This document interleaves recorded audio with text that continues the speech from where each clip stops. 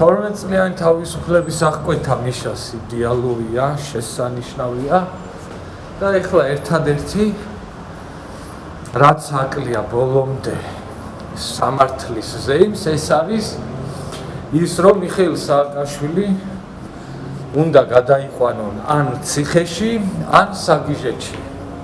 სხვაგან არ არის მიშას ადგილი და იმედი მაქვს რომ ძალიან მალე მიხეილ სააკაშვილს ჯერ გადაიყვანენ ციხეში, იმიტომ რომ ციხეშია მიშას ადგილი და მერე იქ გაგიჟდება და გადაიყვანენ საგიჟეთში.